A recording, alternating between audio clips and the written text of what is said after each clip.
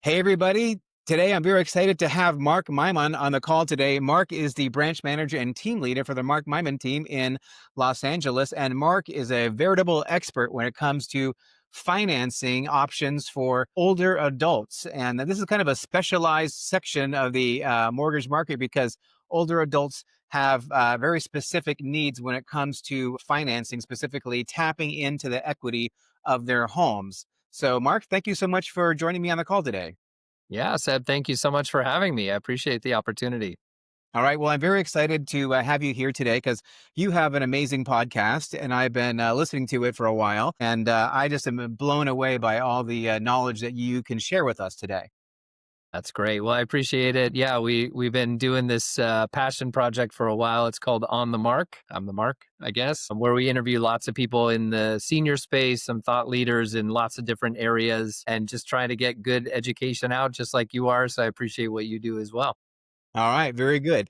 Now, listen. So, what I come across very, very commonly is I'll come across somebody who is an older adult, maybe in their late 60s or maybe mid 70s, and they find themselves with maybe not as much money as they thought that they would have, or as much as they need to, meet their lifestyle needs essentially. So, a lot of people are looking at, different ways to be comfortable in their later years. And then, so they're talking to me, I'm a realtor, because they're thinking about selling their house. And I always advise people to really never sell your house, right? I mean, like that's what I help people do. But I find real estate works better the longer that you hold on to it. And what advice do you have for people who are thinking about selling their house versus looking at other ways to stay in their house longer?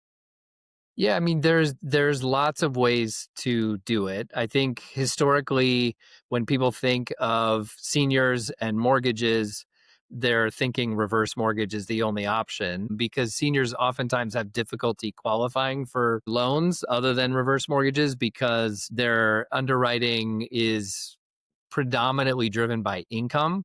And when you're at the point of your life where you're not working anymore, sometimes it's more difficult to be able to qualify for a traditional loan.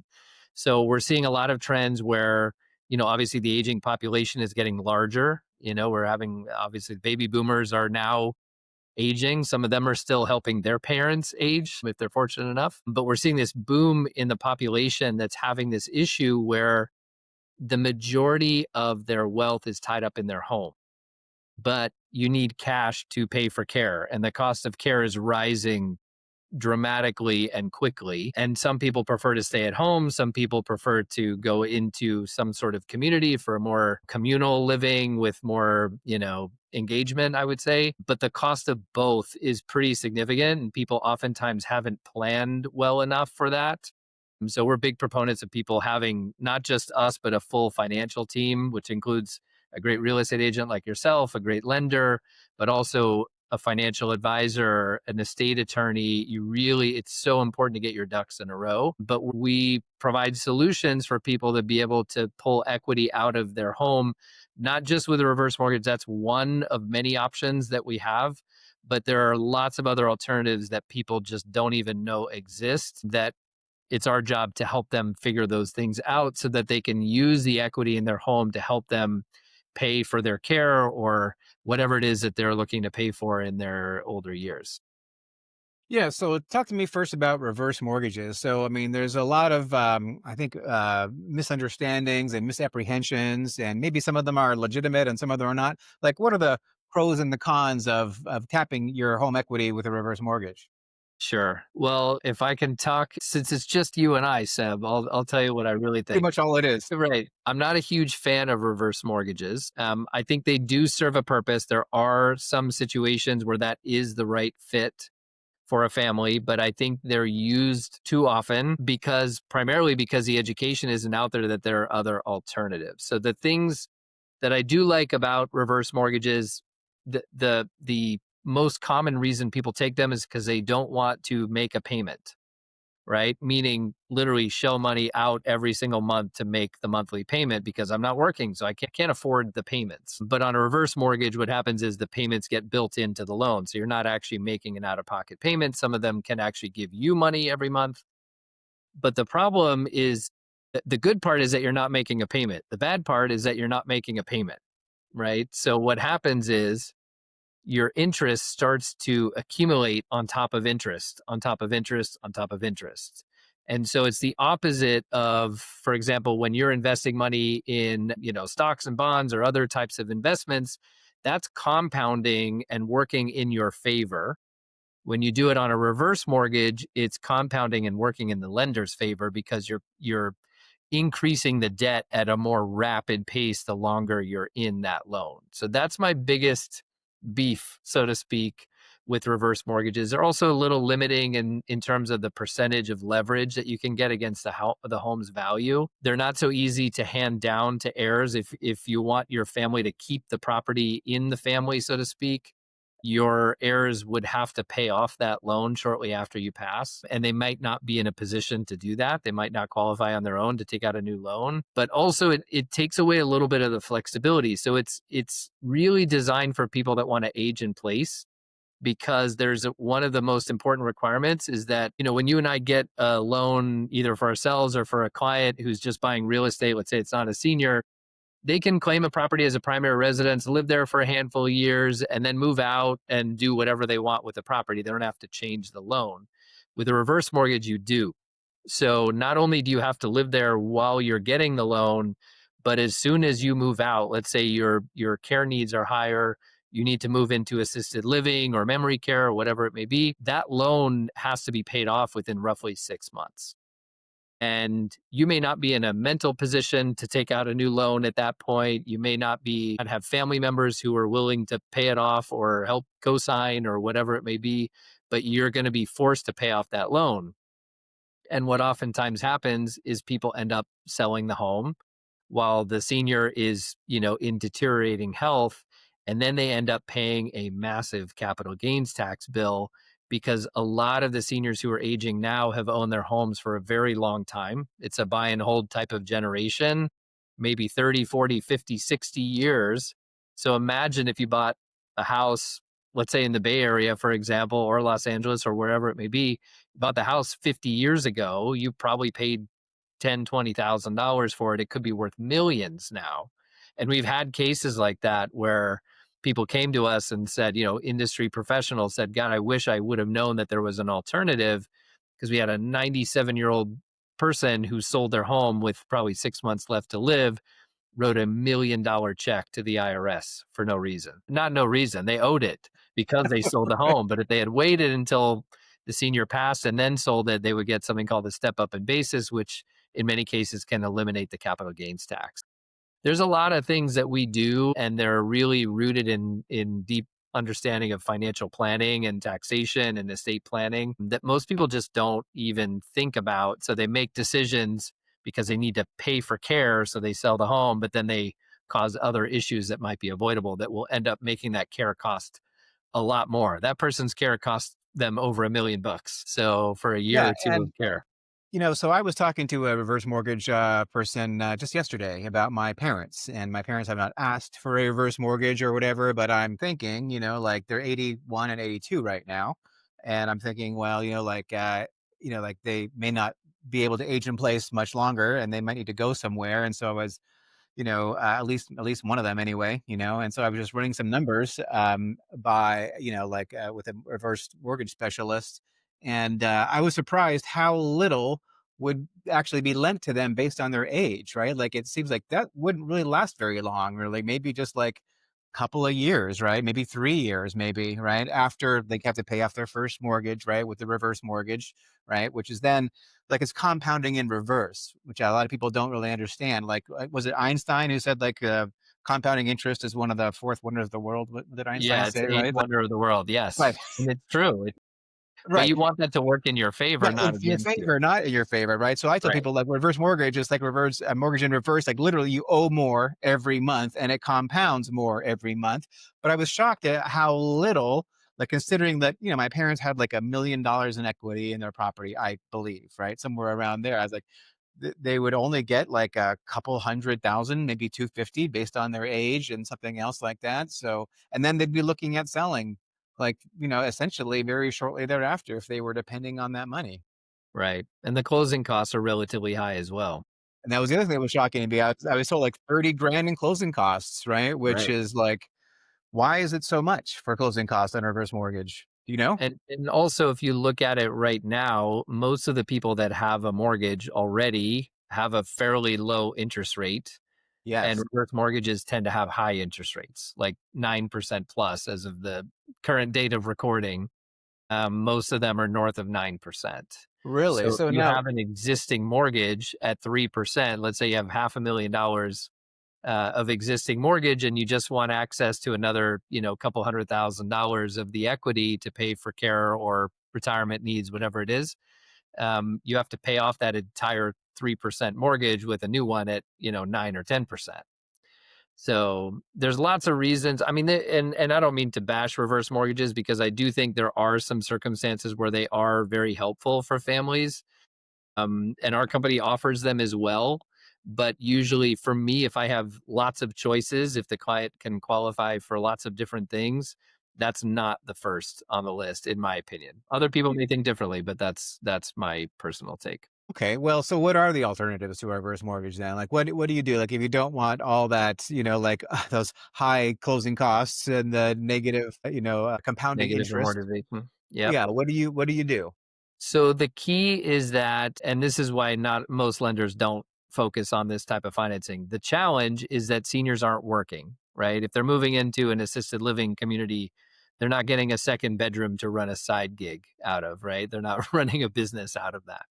So the key to being able to help families get through this process is to make sure that you have programs that are not driven by income, that meet this typical profile of a senior who's not working, maybe house rich, cash poor, needs to raise capital to pay for care, but also doesn't want to lose the equity on a compounding basis. So it's not a one size fits all product, and every senior is different. I can give you a couple of examples of things that we've done. One, let's take your parents as the example, right? They wanted access to some of the equity in their home, probably would prefer to not pay off the existing lien that may have been at 3% with a new 9 or 10% loan. And so what we would do in that case, we have a HELOC product, for example, where typically a senior might not qualify. And we actually had this, what you've described is almost the exact scenario that we did for another client who was their financial advisor was ideally trying to help them avoid a reverse mortgage. Fortunately, they called us. They had already been denied for 3 HELOCs because HELOCs are actually harder to qualify for than conventional loans. But we have a unique niche where if the senior has some money set aside in retirement accounts, we can use those retirement accounts and the value of them to add additional income to the loan application. So they don't have to move the money, they're not using it as collateral or anything like that, but just having it. So this person happened to have about 350,000 in an IRA. That was really her nest egg and was definitely not going to last long enough to pay for care, but she wanted another 250,000 or so of equity, but she had been denied by all these lenders for HELOCs. So this particular niche with the 350,000 that she had in retirement assets gave us an extra $10,000 a month of qualifying income, which was all the difference she needed to be able to get a basic simple line of credit as opposed to having to replace the entire loan and do a reverse mortgage. So it's little niches like that that we pull from all the different sources of funding that we have that solve one little problem that we see commonly. And we've gone out and actually sought out products and help create and adjust guidelines for some of the lenders that we work with to be able to accommodate this type of need. We saw another need where, people are moving into assisted living, they may need a 50 to $100,000, pretty small line of credit that we now have a program that we could close in a matter of days. So there's lots of different products that solve different needs, but the key is that to be able to lend in this space is that you can't have standard programs where people are being underwritten the same way as a working adult would. Right. So you mentioned a HELOC. So tell me about these HELOCs. So, like, what's the most that you can get on a HELOC? Is it depending on how much your property is worth, or depends on how much retirement income that you have that can be converted to an income stream essentially to make the payments? How does that work? Yeah, it's a combination of different guidelines. So our most aggressive products will let you leverage up to 90 to 95% of the value of the home. I don't recommend that, because if you're at 95% of the value of the home and eventually you want to sell it, you might have to actually write a check to the lender to pay off the lien, because you got the broker's commission to Seb, of course. You've got your transfer taxes or whatever costs, escrow fees, whatever it may be. You're not going to have enough equity left to be able to pay all the standard costs of selling. So I don't recommend going that high, but technically speaking, programs do allow for you to leverage that much. And sometimes the loans that we do are actually to help people fix up their home to prepare for selling. Could be a shorter term bridge loan or bridge HELOC. So there's lots of creative ways that we do that. But they'll usually go up to a line of, maybe if it's a line of credit, 500,000 to 750,000 is usually about average, and up to potentially stretching the limits up to about 95% of the value of the home. Compare that to a reverse mortgage where they're going to cap you closer to 50%. It's a huge difference. Right. So, what I come across sometimes too is that people took out a reverse mortgage like years ago, maybe, and then they're at the end, right? There's no more money that they can tap. And so they want to basically, they need more money essentially. And there is a lot more equity in their house now because maybe their house doubled in value since they took out their initial reverse mortgage. So, are there options like, I mean, to like, I guess a HELOC could take out like a first mortgage, right? But what if for whatever reason you didn't fit the HELOC guidelines? Are there like loans that are basically first position mortgage loans that you can take out that would pay off that? And like, how would that work? There are, yeah. So usually banks don't want to go in second position behind a reverse mortgage, because then they're losing equity and their exposure on that property is getting worse. But I guess when you come to the end of that road, they might potentially consider it. But the other option is to pay off the reverse mortgage with another loan instrument, whether it be a HELOC or a first mortgage. And HELOCs can go in first position. So just because we say the word HELOC doesn't mean it's behind another mortgage. But we would look at, the needs of the family. How much capital do they need? What's the payoff of the existing loan? We have programs that don't require a statement of employment or income, which is it solves the problem for seniors. And those programs can usually go up to 70 to 75% leverage of the home value. So if you're stuck at 50% with a reverse mortgage, and let's say you've got a $2 million home, with $1 million loan on it now because you've used it on that reverse mortgage for a while, you could potentially get access to another, $500,000 to pay for care. So there's lots of different solutions. Some of them are, the beauty of a reverse mortgage and a HELOC is that you kind of draw it as you need. Some of the other programs would be a lump sum distribution where you take out, let's say, 75% of the value of the home. You get that money, but the beautiful thing about that is if you're working with a proper financial advisor, professional, they can invest that money for you to make it last longer, because that's the key for seniors, is making the money last, because people are aging later, they're living longer. The cost of care is only going up. And so people need access to more liquid capital. It's great to have the home, but you need a way to be able to access the equity if you don't have enough capital yourself to be able to pay for that. So the name of the game from a financial planning perspective and a lending perspective is to find ways to make that money last long. Yeah, so let's just say that I took out a first mortgage loan, not a HELOC, just one lump sum distribution, and let's just say it was $750,000, and maybe my house was previously paid off, and so I have this loan for 750. So, like that's obviously going to cost a lot per month, right? Like, because what's the interest rate on something? Because you're saying like you don't need income to qualify, like W-2 wage income. So, like, I mean, are the interest rates a lot higher, or what? What are They the payments can going to be be. like on that? Yeah, in some cases they can be. I mean, they vary depending on the qualifications of the individual. But there's also programs where you could have a family member co-sign, where now you're going back into more conventional interest rates where, you'd be paying a market interest rate. But the idea behind the lump sum distribution, or the funds that you get out, the hope is that you can invest that money over time and have it offset the cost of interest, maybe even cover the cost of the interest, depending on what your rate of return is by investing that money. But what you're doing, if you compare that to a reverse mortgage, is now you've got all the capital that's working in your favor. And now it can compound in your favor as opposed to a reverse mortgage, which is compounding away from you. So that's one potential benefit of it. But the idea is that you have access to the capital if and when you need it, and it's working in your favor rather than against you. So So you interest rates can vary, depends again on lots of different factors, but the point is to put yourself in control of that process. And you can also, similar to a reverse mortgage, but a little bit different way to get there, is you can cash out that 750,000 in this example. And this is part of what we go through with families is to figure out, okay, how much money do you need over time? This is something we really try to engage with a financial advisor on because they'll be able to tell the family how long that money will last them. But it's also, okay, how many months or years of payments need to come out of that 750,000.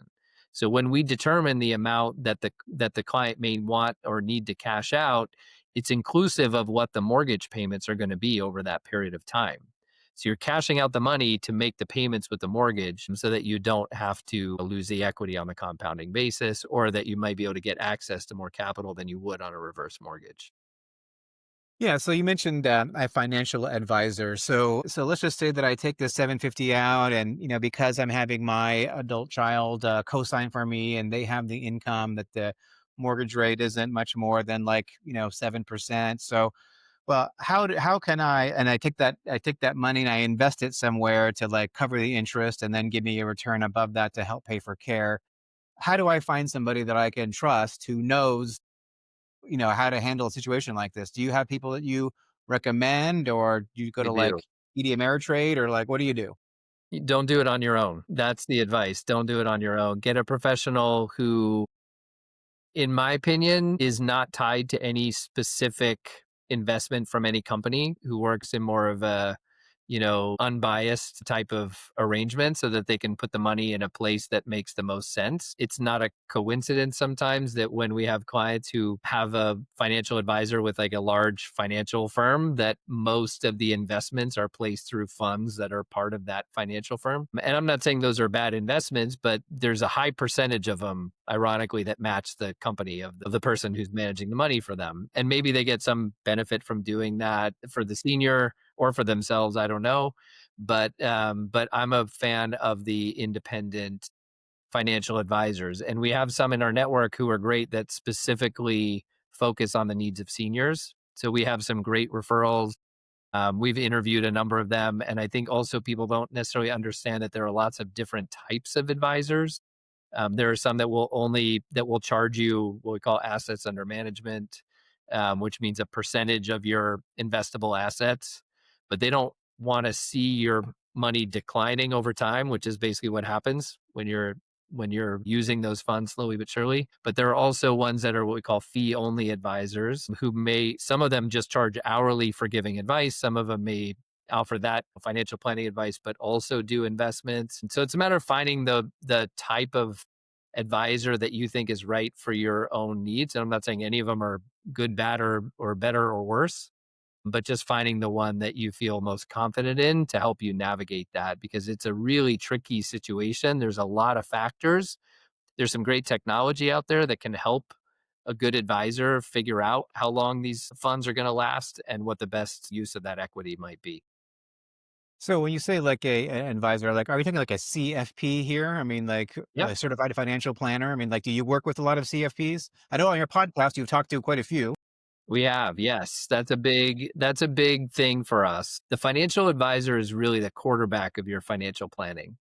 They're the ones that may help you figure out all the other components and understand, if you take this action, how is it going to impact everything else? So they have a global view, and they may engage, depending on what resources they have internally, they may engage with other professionals like a real estate agent, a mortgage person, estate attorney.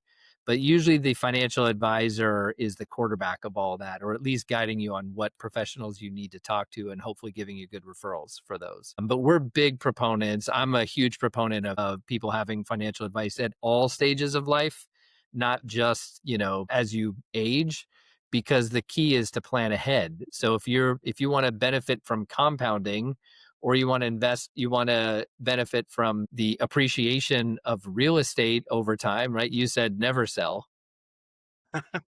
The longer you have those investments, the more it compounds in your favor. And so the earlier you get involved with a financial planner, even in your 20s, even if you don't have, as they say, two nickels to rub together, there are advisors who will still work with you even though you don't have millions of dollars to invest. And those are the types of advisors that different clients need different types of advisors based on their profile and based on their specific needs. Some of them may just need help with one big decision, or they might be inheriting money and not know what to do with it. So it's kind of like a one-time thing. And some people want someone to invest money for them over the long haul. So we really try to tailor our referrals to financial advisors to match the needs of the client.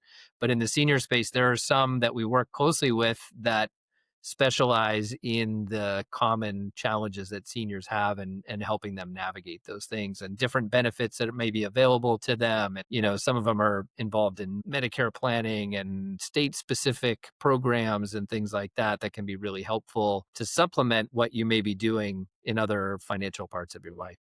Oh, that's terrific. So you have financial planners and advisors who are versed in all these like Medicaid, Social Security, are able to come up with the best mix of, I guess, different investment strategies for the senior client.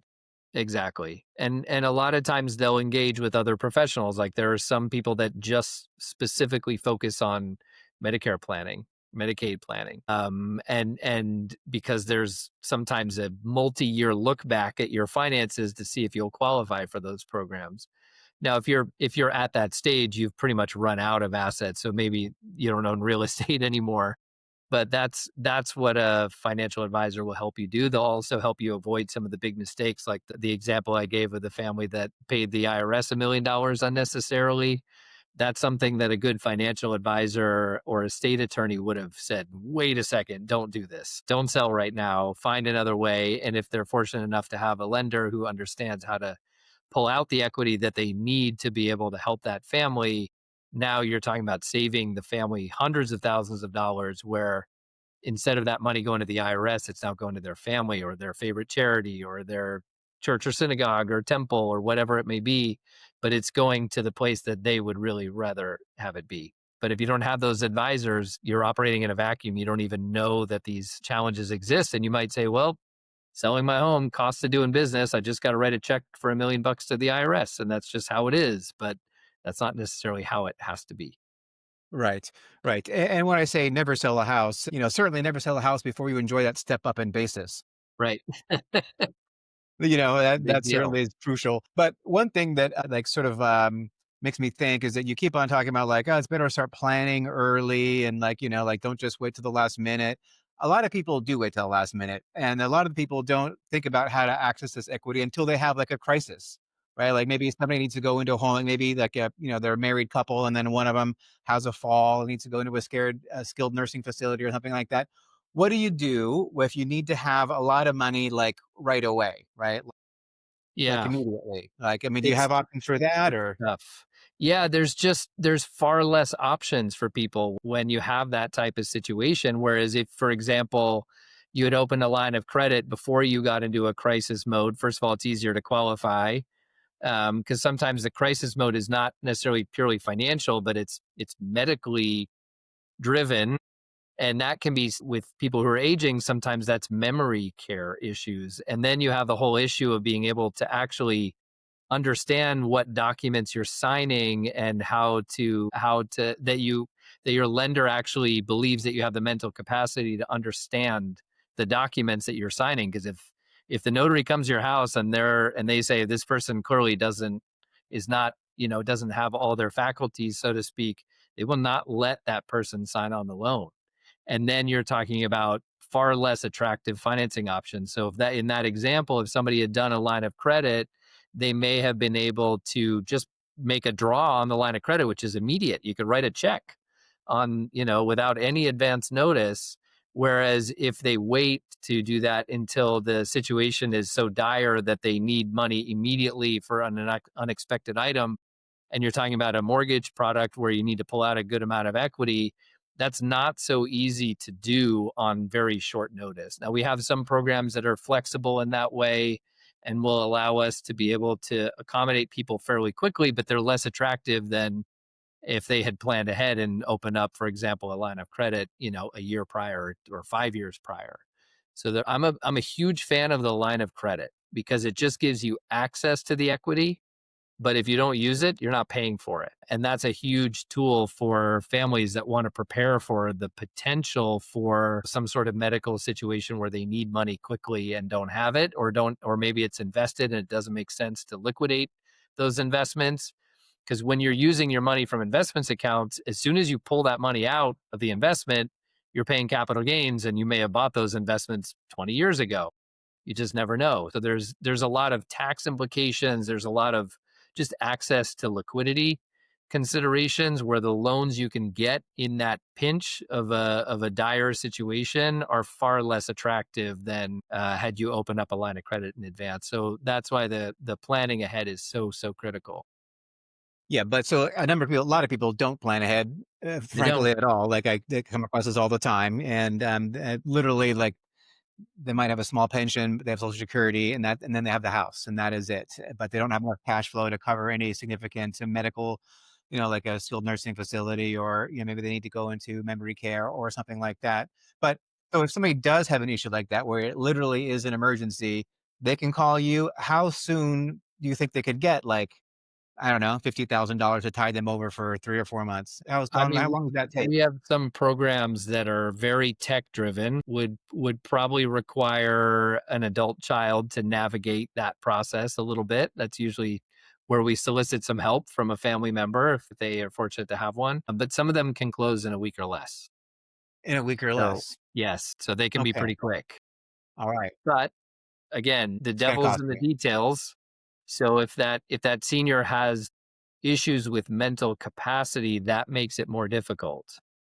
If they have a trust, for example, let's say they've now moved out of the home and they have a trust, we can do loans to a trust. So we've tried to create products that fulfill every need of seniors. So the starting point of that spectrum is you have your empty nesters who are downsizing, let's say from a house to a condo. They don't need the 5 bedroom house anymore. They need bridge loans to try to help them buy the new property. And then you have people who are looking to either move into a senior community or potentially pay for care over the long period of time that might need a different solution. Then we have solutions for people that have these types of medical emergencies that you're talking about where they need funding quickly. And then we also do loans for a trust where the loan is actually made to the trust itself. And those can happen pretty fast as well. If somebody has a trust established, if they don't have a trust, obviously a trust loan's not an option. And then even for family members who maybe the estate for the senior is delayed in settlement or potentially stuck in probate and the heirs to that estate are wanting to pull out equity maybe to fix up the home or maybe to maybe the adult children thought they were going to have their inheritance money so they committed to buying another house for themselves with that inheritance money, but then there's a delay with the estate or the probate, all of a sudden they don't have the money, we can pull equity out from that. So there's like a whole spectrum of financing solutions that we have, but the best ones, the ones that will be most appealing to a family, are ones that are not done in a crisis. Yeah, definitely. Now, you said something very interesting there. You said you can get loans to trusts, and there's revocable and irrevocable trusts. Yes. And I have heard about loans to revocable trusts, but like irrevocable trusts are a common tool I think people use to shield assets from Medicare, so that, or Medicaid, I guess, right? So that they can, have that not count as among their assets, right? So, can you loan to an irrevocable trust as well? Yes. Again, far less attractive financing terms for something like that because it's higher risk for a lender.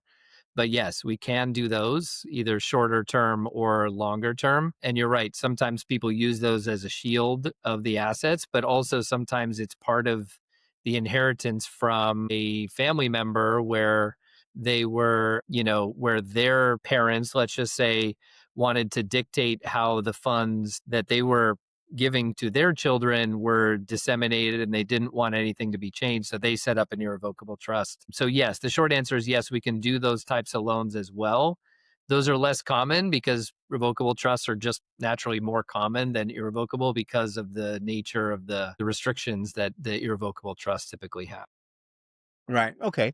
And are these loans to trusts, are they expensive, hard to do, or are they fast and easy and cheap, or They're fast and same easy, not cheap. So usually those would be the equivalent of like a hard money loan. So you're hard looking money at loan? double digit interest rates. Yeah, because they're what we call non-recourse, which means there's no individual person signing on the loan to guarantee the loan personally. So what that means is that the bank is basically giving the loan just based on the equity of the home, not based on any personal financial criteria. And usually, the further you get away from the center lane of documenting everything, income, assets, credit, all of that type of stuff, the further you deviate, the worse the rates get. So, if you're talking about non recourse, that's the farthest end of that spectrum, where it's going to be probably one of the most expensive loans. And if you add an irrevocable trust to that, it gets even a little more expensive. But you're looking at more or less hard money terms for those, double digit, 10, 12% interest rates, usually points involved because they're risky loans. But sometimes that's far better than paying, $1 million of taxes in capital gains. Maybe it costs you $50,000 to get the loan, but it's a heck of a lot better than paying $1 million to the IRS. So it's a cost benefit analysis to see if that type of loan makes sense. It's certainly not right for every situation by any means.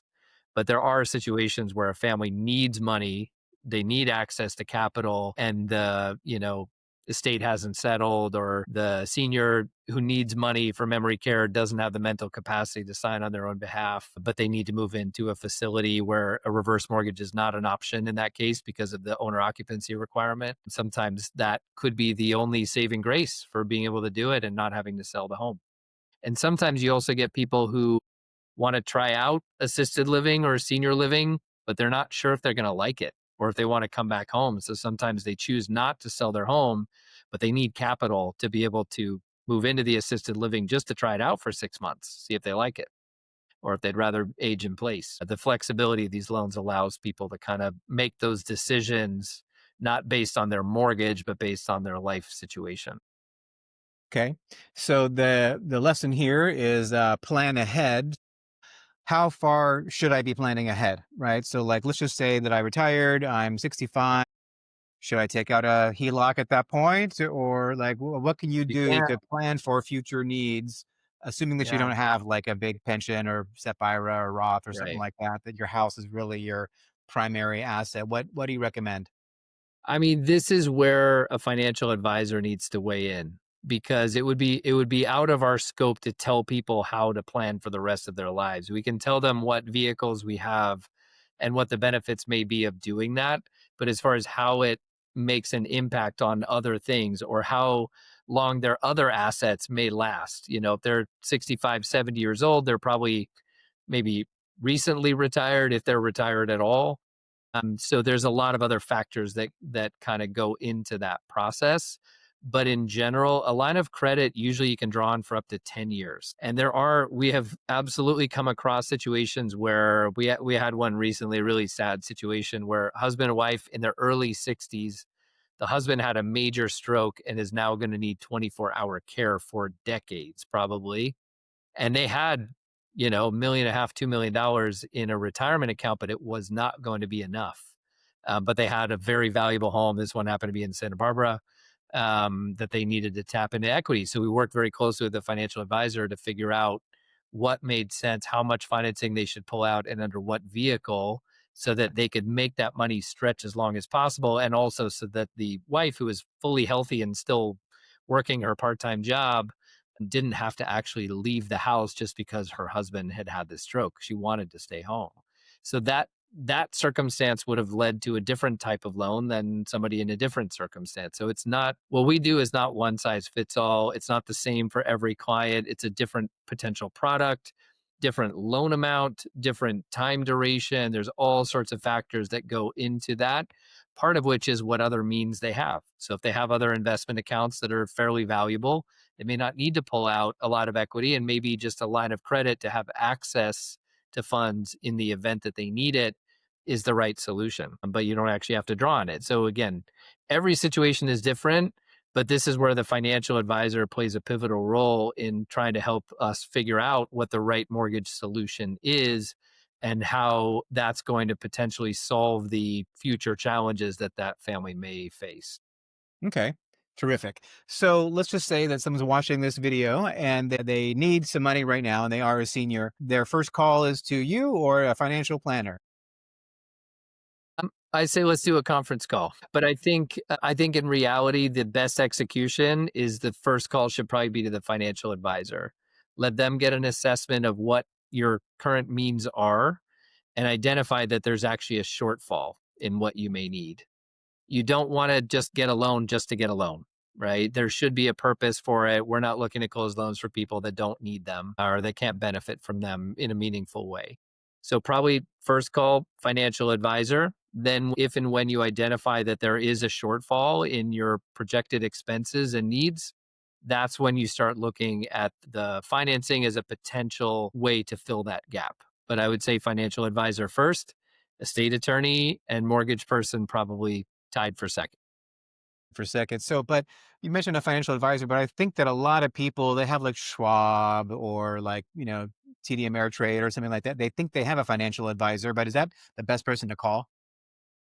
No. Usually if you're not talking to the same person every time you call, that's a sign you're not really getting proper advice or you're given tools to figure out investing on your own or reports. It's not the reports or the tools that you get that help you make the right financial decisions. It's the advice on how to use those tools and research that actually help you. Again, I'm a big proponent of the independent financial advisors. I think they have the least vested interest in where you decide to put your money, and therefore, theoretically, they should give you a result that's unbiased. Not to say that people that work for large firms are biased. There's a lot of great ones who I will refer to as well.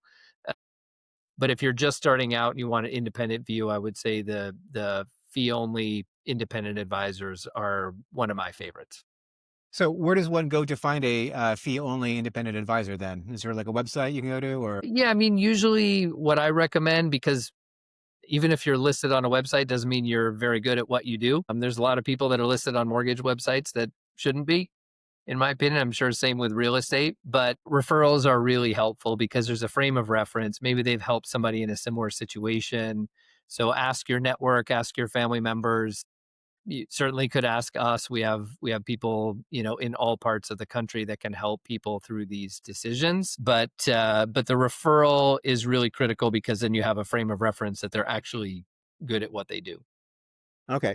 And then, one thing you said a couple of minutes ago was that you don't want to get a loan just to get a loan, but then I'm thinking like the guy who had a stroke, right? They didn't know they needed a loan, right? So I mean, what do you do? I mean, like, do you get a HELOC? I mean, you said you're a big fan of HELOCs. Like, should you just open a HELOC even though you don't actually need the money today, but just in case for a rainy day or whatever?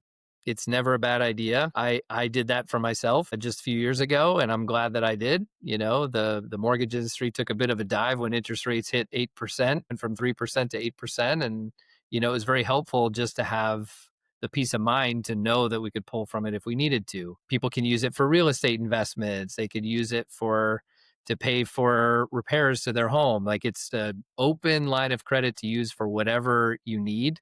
So, yes, I am a fan of people having access to a line of credit against their home for unexpected expenses, but sometimes you don't plan ahead and you still have some sort of crisis moment and you wish you had planned ahead, but that's not the reality. So, yes, in general, if it's a line of credit, there's not much downside other than the, small amount of initial closing costs, but the peace of mind that it can give to a family, especially in those moments that you don't expect to happen, it can be a lifesaver. You could pay for the care that you need that you might not be able to pay for otherwise, or it may be that you start to become a burden on your family members where somebody else is having to foot the bill for you. Maybe your adult children are having to now come out of pocket for your $10,000 a month of assisted living. They're having to pull money out of their own accounts to help support you. That's the thing. Nobody wants to be a burden on their families. Line of credit is one way to avoid having that happen.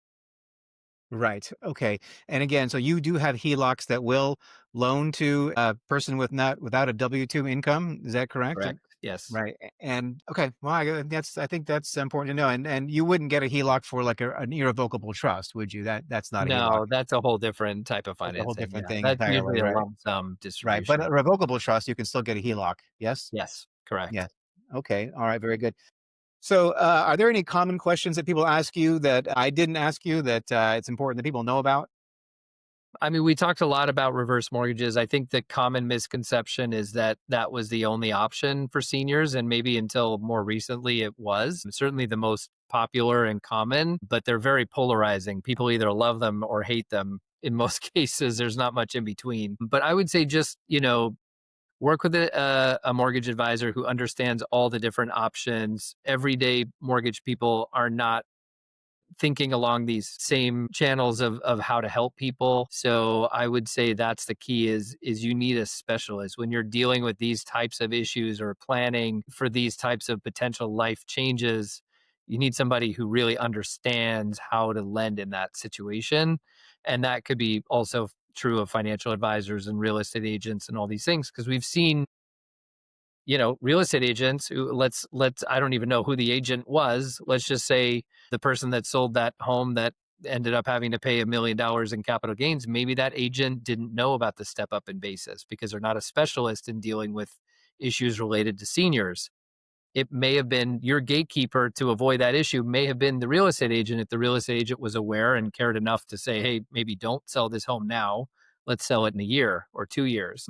So you need those specialists who know the nuances of the tax code and the financial planning and the mortgage lending and all these types of things that can give you the advice that the average professional isn't going to know, or it's just not going to be in their frame of mind. So I would say specialists all the way around are really critical, and making sure that people not only can sell a home, can do a mortgage, can provide financial advice, but there are people that actually focus on your type of situation or your type of circumstance that you may be in or trying to prepare for. Got it. Okay. So, Mark, thank you so much. You certainly are an expert, I think, in this field. I think that's clear, having talked to you before and just now, and from listening to your podcast. So, if people want to tap into your great well of knowledge, what's the best way they can get a hold of you? Sure. So, our website for anybody, any seniors or families that want to learn more about options and when these circumstances may be beneficial, we have a website, seniorfinancingsolutions.com. And then any professionals who support seniors, we have a separate website, which is financingforseniors.com. So, any of those websites, you'll find us. All of our information is on there for my team and I. Yeah, we come from a place of service, so even if it means we tell you don't do any loans, we'll always give people honest advice. But that's a great way to find us. All right. Terrific. Okay, Mark, thank you so very much. I really appreciate your time and look forward to speaking with you soon. Sounds great. Thank you for having me. All right. Thanks, Mark. Okay, bye bye. Bye bye. All right.